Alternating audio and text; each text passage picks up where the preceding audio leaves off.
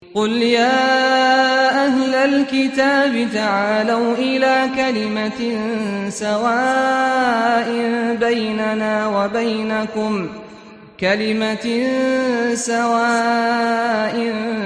بسم الله الرحمن الرحيم إن الحمد لله نحمده ونستعينه ونستغفره ونتوب إليه ونعوذ بالله من شرور أنفسنا ومن سيئات أعمالنا من يهده الله فلا مضل له ومن يضلل فلا هادي له وأشهد أن لا إله إلا الله وحده لا شريك له وأشهد أن محمدا عبده ورسوله أما بعد. Tirons une conclusion. Tirons, Inch'Allah, enfin une conclusion définitive, catégorique, finale. Quelle religion faut-il suivre entre l'islam et le christianisme? Puisqu'on a pu voir, alhamdulillah, que le message de Mohammed et de Isa, c'est-à-dire le message de Mohammed et de Jésus, est identique, similaire et semblable. Dans le mode de vie, dans le mode d'adoration, ainsi que dans la croyance et dans les rites. Cependant, aujourd'hui, on fait face à de nombreux débats, de nombreuses discussions, de nombreux échanges, de nombreux dialogues, opposant respectivement à la communauté chrétienne, à la communauté musulmane, sur différents sujets, sur différents thèmes, qui reviennent de manière assez récurrente et qui sont souvent les mêmes, à savoir la divinité du Christ, savoir est-ce que Jésus est divin, oui ou non. Auquel cas, faut-il adorer Jésus ou faut-il adorer Allah? Second thème, faut-il suivre Mohammed ou bien non, faut-il suivre Jésus? Troisième thème, faut-il suivre l'islam ou bien non, faut-il suivre le christianisme? Quatrième chose, faut-il suivre les préceptes dictés par le Coran ou bien non, faut-il suivre les préceptes dictés, codifiés par la Bible? Voilà, de manière courte, brève et résumée, l'ensemble des débats qui peuvent animer les différents réseaux sociaux, les différents débats filmés, etc. Ce qu'il faut savoir, c'est qu'il y a un certain nombre de points où nous sommes d'accord avec les chrétiens. C'est-à-dire que les anciens de nos communautés respectives, même on va plutôt dire les juifs de l'époque, ils ont fait un certain nombre d'adorations que les musulmans aussi ont fait, que la communauté du prophète alayhi salam a fait. Ce qu'on va faire aujourd'hui, on va faire un comparatif avec les 5 piliers de l'islam. C'est des piliers qui sont connus dans la religion, qui sont célèbres, répandus. À partir de ces 5 piliers, Inch'Allah, nous allons voir est-ce que les préceptes islamiques sont plus généreux, plus variés, ou bien non, est-ce plutôt les préceptes chrétiens? Parce qu'aujourd'hui, l'homme a cruellement besoin de sauver son âme. C'est-à-dire que comme on a dit dans le Coran, Allah nous dit « Kullu nafsin dha'iqatul maut » chaque âme goûtera la mort. C'est-à-dire ça, c'est une certitude chez les croyants et les non-croyants que l'être humain, de manière inévitable, devra mourir. Le problème qui va se poser ici, c'est savoir quelle est sa destination après la mort. Sera-t-il l'héritier, sera-t-il gratifié des plaisirs du paradis, ou bien non, vivra-t-il les tourments et les supplices de l'enfer? Pour être sauvé, on a 2 religions qui sont candidates, l'islam et le christianisme. Il y en a d'autres, mais dans l'interreligion, on va rester résumé à ces 2 religions. Ce qu'on va faire, c'est un comparatif sur 5 points. L'unicité divine, la prière, l'aumône, le jeûne et le pèlerinage. Donc, en matière d'unicité, ce qu'il faut savoir, c'est que, contrairement à ce que la communauté chrétienne prêche et prône, le salut ne passe pas par le sang libérateur et salvateur de Jésus. Le salut passe par l'unicité divine, c'est-à-dire que la chose la plus importante en matière de religion s'avère être l'unicité divine. Selon les paroles du Christ lui-même, c'est même le plus grand des commandements. Car lorsqu'il a été interrogé dans le livre de Marc, chapitre 12, verset numéro 28, on l'a interrogé quel est le plus grand des commandements.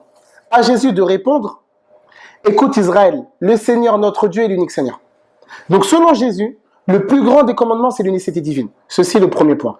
Second point, Jésus a même restreint l'obtention de la vie éternelle à l'application de l'unicité plutôt. C'est-à-dire que selon Jésus, le moyen d'obtenir le paradis, c'est de reconnaître l'unicité divine et la véracité de son envoi. C'est-à-dire reconnaître le seul véritable Dieu et la mission prophétique messianique de Jésus à l'époque avant l'envoi du prophète alayhi salatu wassalam. En islam, le tawhid, ce qu'on appelle tawhid, c'est l'unicité divine. Elle a une place capitale, une place absolument somptueuse et grandiose dans l'islam. c'est le but de la création, c'est le but de l'envoi des messagers, c'est le droit d'Allah sur ses serviteurs, entre autres parmi les mérites et les vertus de l'unicité. Donc, et comme les savants nous disent que c'est avec le contraire que les choses se distinguent, l'unicité a son contraire, en la présence du polythéisme. Le polythéisme, qui selon les textes bibliques, est un péché que Dieu ne pardonne pas. Selon les textes bibliques, c'est un péché qui interdit l'entrée au paradis pour celui qui se rend coupable de polythéisme. C'est-à-dire celui qui est coupable de polythéisme n'héritera pas du paradis. C'est des textes qu'on peut aisément retrouver dans les textes du Nouveau Testament. Donc aujourd'hui, ce qu'il nous faut, c'est savoir une religion, quelle est la religion qui offre le salut de l'humanité par le biais de l'unicité. La question qu'on pose aujourd'hui, c'est quelle est la religion mondialement connue et reconnue pour être formée d'adeptes revendiquant le monothéisme pur. Le monothéisme prêché par Abraham, qui est le père des croyants. Le père des croyants dont les juifs et les chrétiens se réclament. Ce qui est étonnant dans la mesure où Abraham lui-même a cassé les statues, même statues que les chrétiens reconstruisent. Et lorsqu'on verra par exemple ce qui est connu dans les signes religieux, c'est que les chrétiens disent au nom du Père et du Fils et du Saint-Esprit. C'est-à-dire que quand on voit le signe des chrétiens, on voit 3 personnes. Mais le signe des musulmans, c'est 1. C'est-à-dire que l'islam a apporté les détails nécessaires au niveau de l'unicité, dans les différentes catégories, a apporté la lumière salvatrice sur les différents types de polythéisme, le grand polythéisme, le petit polythéisme, les détails, les explications, les arguments, les preuves coraniques et prophétiques. Un ensemble parfait, une harmonie somptueuse qui dote donc les musulmans de tous les moyens nécessaires et capitaux pour préserver leur unicité et ne pas commettre le polythéisme. Chose qu'aujourd'hui on ne retrouve pas dans le christianisme. C'est-à-dire qu'aujourd'hui on a une religion qui prône un Dieu en 3, ni homme, ni Dieu, etc. C'est-à-dire que cette doctrine-là n'existe pas dans l'islam, où nous reconnaissons un seul et même Dieu, une seule et même divinité qui est en droit d'être adorée en dehors de toutes les autres. C'est pour ça que on verra que dans le livre de Marc toujours, il y a un homme qui a dit à Jésus, tu as dit avec la vérité que Dieu est unique et qu'il n'y en a pas d'autre que lui. Et c'est ça qu'on retrouve dans le Coran, dans la sourate 22, verset 62, et dans la sourate 31, verset 30, où Allah nous dit ذَلِكَ بِأَنَّ اللَّهَ هُوَ الْحَقُّ وَأَنَّمَا يَدْعُونَ مِن دُونِهِ هُوَ الْبَاطِلُ. Allah dit c'est ainsi qu'Allah est lui le vrai, et ce qu'ils invoquent en dehors de lui est le faux. Donc aujourd'hui, la nation qui porte l'unicité divine, qui lève haut l'étendard du monothéisme pur, c'est la religion islamique qui est mondialement reconnue et qui est mondialement connue, n'est-ce pas, célèbre pour préserver le culte du monothéisme pur. Ceci était le premier point. Le second point, c'est quant à la prière. On voit par exemple que Jésus, que la paix divine soit sur lui, lui-même priait. Donc ici on a une problématique, car le fait que Jésus prie, c'est une preuve décisive, capitale et tranchante qu'il ne peut pas être divin, puisque la prière ne peut émaner que d'une personne qui est dans le besoin du Tout-Puissant. Comme Allah nous dit dans la sourate 35, verset numéro 15, « Ya ayyuhan nas antumul fuqara'u ila Allah » Allah nous dit, « Oh vous les hommes, vous êtes les besogneux, les nécessiteux vis-à-vis d'Allah. » Chose que Jésus lui-même n'a pas honte de reconnaître. Lorsqu'il dit dans Jean chapitre 5 verset 30, « Je ne peux rien faire de moi-même. » Rien d'étonnant puisqu'on retrouvera ça dans le Coran, dans la sourate 4 verset 172, lorsque Allah dit « Et le Messie ne se trouve pas indigne d'être le serviteur d'Allah. » Donc aujourd'hui, les chrétiens célèbrent la prière. Mais les chrétiens ont délaissé ce que notre frère Hafidhahullah a dit tout à l'heure, ils ont délaissé une chose que tous les prophètes ont fait, c'est-à-dire la prosternation. Quand on regarde dans le livre de Genèse dans la Torah, dans le livre de Genèse chapitre 17 verset 3, Abraham s'est prosterné. Dans le livre de Josué chapitre 5 verset 14, Josué s'est prosterné. Quand on regarde la même chose dans le livre de Psaume 95-6, on voit aussi qu'il faut se prosterner. On retrouve la même chose que les enfants d'Israël se prosternaient. Dans le livre de Nombres chapitre 4 verset 31. Moïse lui-même se prosternait. Dans le livre de Exode chapitre 20 verset 6.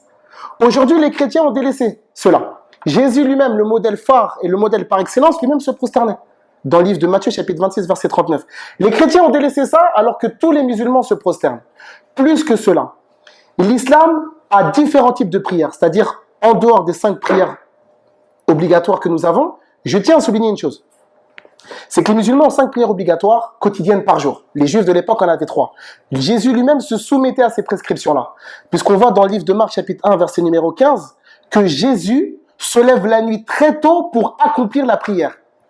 La question que je pose aujourd'hui, quelle est la nation aujourd'hui qui suit les traces de ce prophète en se levant la nuit très tôt pour parcourir et arborer les ténèbres de la nuit, la pénombre et l'obscurité du fin fond de la nuit pour aller invoquer leur Seigneur en communauté dans les mosquées. À l'heure où certains parmi les chrétiens dorment encore ou d'autres festonnent en boîte de nuit. Donc ça c'était par rapport à la prière. Deuxième chose, les musulmans, la religion, on a beaucoup de prières différentes par rapport aux besoins et aux nécessités. Nous avons la prière de l'istisqa, la prière de la demande de la pluie. Nous avons la prière de al-istikhara, la prière de consultation. C'est-à-dire que lorsque il y a quelque chose qui pèse lourd sur le serviteur, qu'il ne sait pas quel choix sélectionner, il s'oriente avec cette prière spécifique qui a été légiférée par Allah. Nous avons la prière de al-janaza. La prière de janaza, c'est la prière mortuaire. C'est-à-dire que, contrairement aux autres communautés, lorsque un musulman est touché par la mort, nous le soutenons. Non pas parce que c'est quelqu'un de notre famille, non pas parce que c'est quelqu'un de notre quartier, car il est notre frère en religion. Et je pense qu'on peut aisément voir dans les églises qui sont non loin de chez nous, que les enterrements se résument à une présence familiale, n'est-ce pas? Lorsque quelqu'un meurt, c'est la famille qui vient. Mais on ne voit pas les autres adeptes de la mosquée s'empresser de venir soutenir leurs frères et soutenir les familles dans cette épreuve difficile et lourde. Alors que les musulmans, nous avons une prière spécifique à célébrer, et c'est une obligation collective pour nous, de célébrer, d'accompagner notre frère vers la demeure intermédiaire. Nous avons d'autres prières comme par exemple la prière de l'Aïd, où la prière, nous voyons que tous les musulmans festoient ensemble, ou se partent de leurs plus beaux vêtements et proclament l'unicité divine, proclament la grandeur d'Allah. C'est-à-dire qu'en islam, nous avons beaucoup de différentes prières. Nous avons aussi, par exemple, une législation pour la prière du voyageur. C'est-à-dire que le voyageur a été facilité. Il y a la prière à accomplir également lorsqu'une personne se marie. Et par rapport à ça, on va revenir parce que nous disions que l'islam a donné des droits à chacun, chose que le christianisme d'aujourd'hui ne fait pas. C'est-à-dire que l'islam est une religion codifiée, où chaque personne a son droit. Les parents, les enfants, et les hommes, et les femmes, et les proches, et tout le monde, le voyageur, l'orphelin, tout le monde a un droit en islam. Et tout cela est régi, codifié par des lois bien définies, permettant à tout le monde de pouvoir jouir de droits et de dons et de donations. C'est-à-dire que l'islam est une religion qui est beaucoup plus détaillée, beaucoup plus riche, beaucoup plus dense dans les enseignements et également dans les droits. Pour revenir à ce qu'on disait, puisque on va en profiter, je vais rebondir sur ce que mon grand frère Habibullah a dit. On parle beaucoup par rapport aux femmes que les femmes sont privées de leurs droits. Parce qu'on dit que l'islam donne les droits à tout le monde, mais qu'en est-il des femmes? Où les femmes sont des moins que rien, etc., que nous devons les frapper pour un oui ou pour un non, qu'elles sont sous-traitées, maltraitées, etc. Ce qu'il faut savoir, c'est que lorsqu'on cite un verset coranique, ce qui serait intéressant, c'est de ne pas oublier les autres. Ce qu'on va essayer de faire rapidement, parce que ce n'est pas le thème de la discussion, lorsqu'on regarde par exemple dans la sourate 2, verset 221, Allah nous dit « وَلَهُنَّ مِثْلُ الَّذِينَ عَلَيْهِنَّ بِالْمَعْرُوفِ » Allah nous dit elles ont des droits qui sont équivalents à leurs devoirs. Ça c'est un. 2, dans la sourate 2, verset 187, Allah nous dit « هُنَّ لِبَاسٌ لَكُمْ وَأَنْتُمْ لِبَاسٌ لَهُنَّ » Vous êtes un vêtement pour elles, et comme elles sont un vêtement pour vous. 3, Allah Azza wa Jalla nous dit dans la sourate 4, la célèbre sourate qui fait beaucoup polémique, dans le verset 19, 15 versets avant le fameux verset de la sourate 4, verset 34. Allah dit فَإِنْ كَرِهْتُمُوهُنَّ فَعَسَىٰ أَنْ تَكْرَهُوا شَيْئًا وَيَجْعَلَ اللَّهُ فِيهِ خَيْرًا كَثِيرًا. Allah dit c'est possible que il y a des choses que vous aimez pas dans vos femmes, mais c'est possible que vous aimez pas une chose dans laquelle Allah il a placé un grand bien. D'où certains parmi les savants qui disent que c'est possible que le mauvais comportement qu'elle a aujourd'hui, demain il sera bon. Autre chose, on a le verset dans la sourate 30, verset 21, où Allah nous dit, il dit وَمِنْ آيَاتِهِ أَنْ خَلَقَ لَكُمْ أَزْوَاجًا لِتَسْكُنُوا إِلَيْهَا. Allah il a créé les femmes pour que l'homme trouve لِتَسْكُنُوا إِلَيْهَا, pour qu'il trouve la tranquillité, le calme et le confort. وَجَعَلَ بَيْنَكُمْ, qu'est-ce qu'il a mis entre vous? وَجَعَلَ بَيْنَكُمْ, il a mis entre vous مَوَدَّةً. Mawaddaten, il était traduit par l'affection. Mais les érudits nous disent que al-mawadda, c'est le niveau suprême de l'amour. Donc Allah, il a mis l'amour entre nous, et il ne se contente pas de ça, il dit « wa rahma ». Et en plus, il a mis la miséricorde. Dans un autre verset dans la sourate 25, verset 75, Allah nous dit Rabbana hab lana min azwajina wa dhurriyyatina qurrata a'yun. Ô notre Seigneur, fais de nos femmes et nos enfants la réjouissance de nos yeux. Et certains disent que le terme qui a été employé qurrata a'yun, c'est les larmes fraîches de bonheur. Donc ça veut dire que les femmes ont des droits, bien évidemment. Et c'est ça qu'on verra, Inch'Allah, dans d'autres interventions. Donc, en termes de prière, quelle est la religion où nous pouvons voir dans les pays musulmans où il y a quelqu'un qui monte du haut des minarets pour appeler les musulmans à venir célébrer la prière? On ne trouve pas ça dans les pays chrétiens. On entend certes la cloche, parfois, mais on n'entend pas quelqu'un qui appelle la communauté chrétienne à venir célébrer cette fameuse prière. Cette prière que Jésus lui-même a célébrée. C'est-à-dire qu'on voit qu'on a une communauté qui prie en groupe 5 fois par jour. Et les mosquées sont comblées, sont remplies chaque jour. Et chaque jour, on trouve les musulmans qui se retrouvent. Les musulmans qui font connaissance, qui s'assemblent et qui prient tous les pieds les uns contre les autres. Et c'est ça qu'on va voir, qu'à l'époque des Juifs, ça ne se passait pas comme ça. Il y avait une différence ethnique et raciale, qu'on verra ça dans le 5e pilier.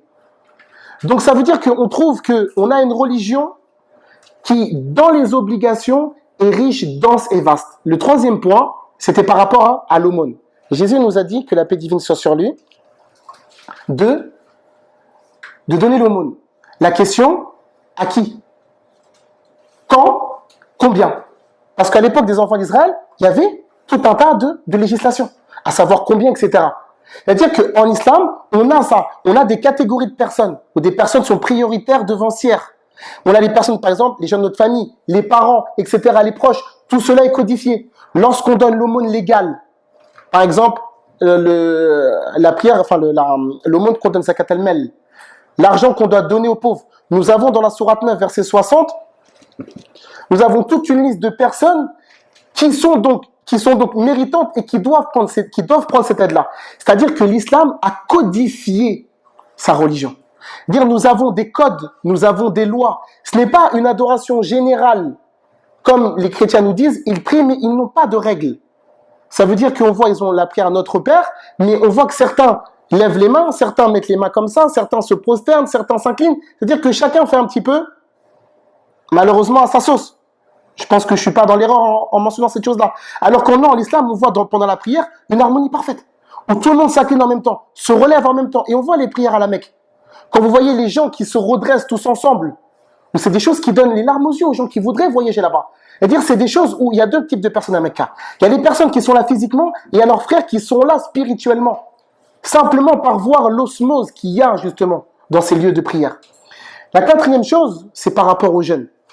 Il y a certains parmi les chrétiens qui jeûnent. On voit par exemple certains qui jeûnent le carême. Mais aujourd'hui, il n'y a pas de règle définie pour le carême. C'est-à-dire qu'on voit, il y a des chrétiens qui jeûnent de cette manière, d'autres qui jeûnent d'une autre, etc. Chacun fait un petit peu sa religion.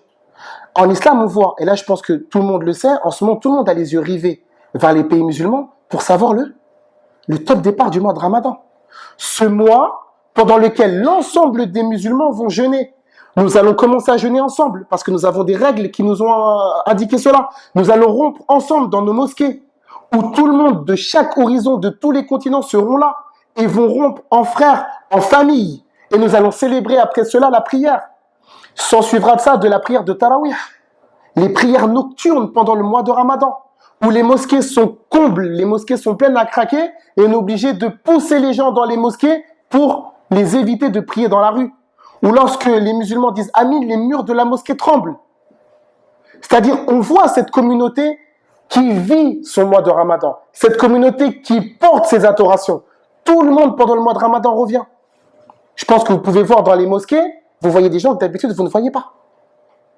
C'est-à-dire que cette adoration ouvre les cœurs de tout le monde, le pieux comme le moins pieux, où tout le monde revient. Tout le monde jeûne et on est tous ensemble. Et on a nos règles, on a nos lois. Et on voit pendant ce mois-là que le Coran est récité partout dans le monde. Dans toutes les mosquées, vous trouvez quelqu'un qui a mémorisé le Coran d'une manière intégrale. Le Coran est un livre préservé, est un livre sauvegardé. C'est-à-dire qu'il est préservé, comme Allah le dit dans la sourate 29, verset 43, dans les poitrines de ceux qui ont reçu le savoir. Chose qui, si j'avais eu du temps, j'aurais mentionné le nombre, on va dire, assez important d'auteurs qui sont inconnus dans la Bible. Dans la Bible, on a des auteurs qui sont inconnus. Par exemple, l'évangile de Matthieu, selon certains parmi les érudits, ils nous disent qu'on ne sait pas qui c'est qui l'a écrit. La même chose pour Marc. La même chose pour le livre de Abdias, on ne sait pas qui c'est qui l'a écrit. La même chose pour le livre de Hébreu, on ne sait pas qui c'est qui l'a écrit. La même chose par rapport au livre d'Esther, on ne sait pas qui l'a écrit. La même chose par rapport au livre de Amos, on ne sait pas qui l'a écrit. C'est-à-dire que non, le Coran c'est un livre préservé et personne ne peut altérer le Coran. Parce que le Coran, il est mémorisé, protégé et sauvegardé et sera récité mondialement dans chaque mosquée. Donc c'est là où on voit que, en termes de jeunes, dans la communauté musulmane et dans la communauté chrétienne, vous voyez bien que les deux communautés ne vivent pas ce mois de la même manière. C'est-à-dire qu'on n'a pas la même sensation, il n'y a pas le même émoi, il n'y a pas les mêmes vibrations lorsque la communauté chrétienne célèbre le carême et lorsque la communauté musulmane célèbre le ramadan. Je pense qu'on est d'accord par rapport à ça.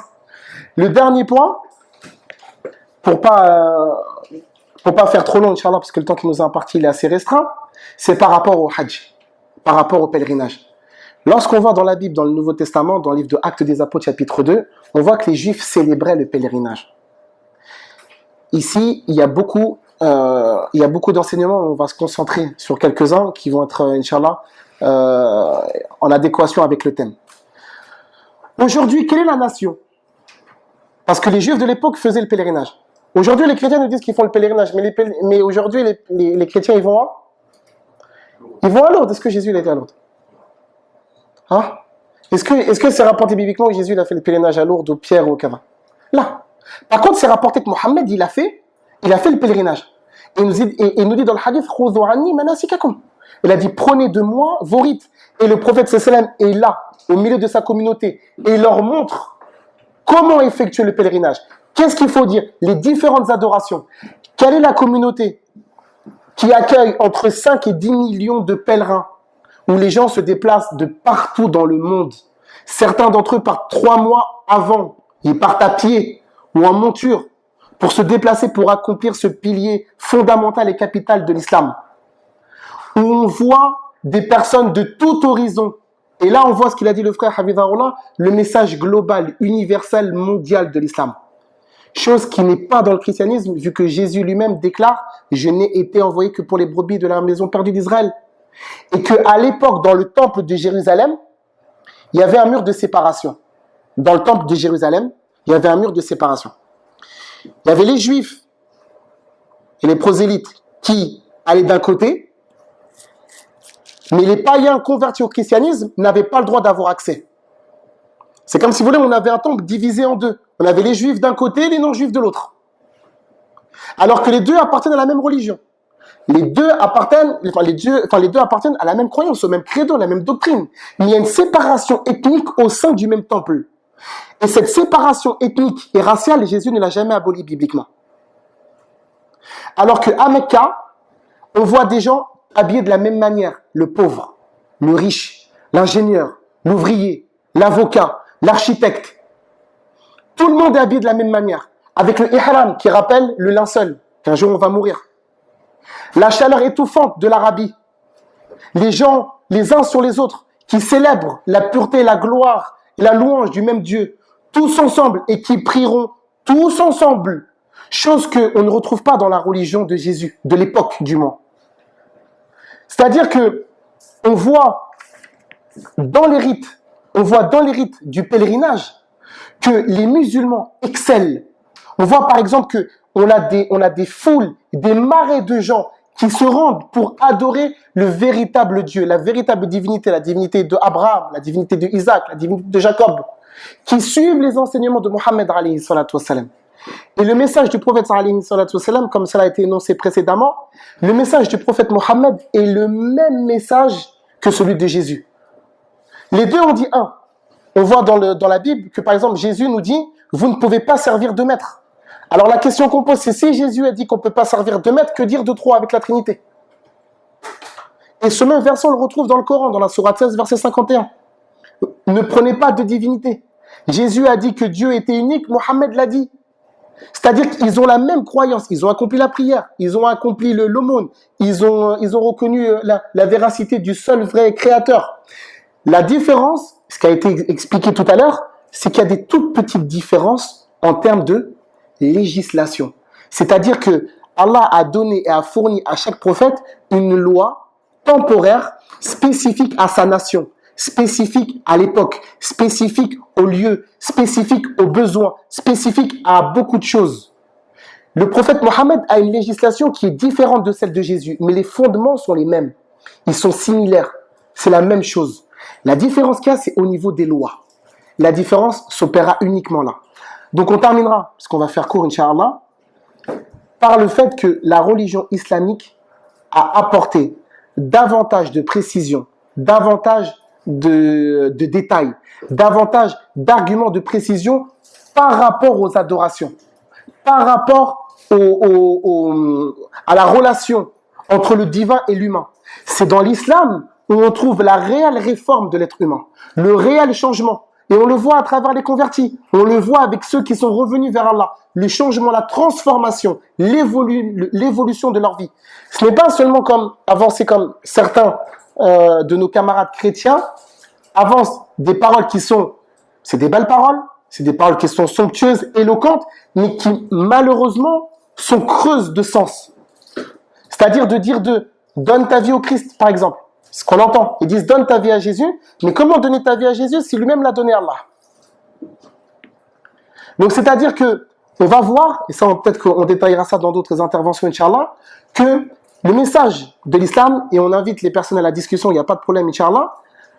Donc on invite donc les gens à la discussion par rapport à ça, que le message islamique a rapporté davantage de précision, davantage de détails, contrairement à la religion chrétienne qui a des enseignements moraux généraux, comme aimer le prochain, chose que chacun d'entre nous respectons et observons. Je vous remercie de votre attention. Subhanakallahumma wa bihamdik, ashhadu an la ilaha illa anta, astaghfiruka wa atubu ilayk.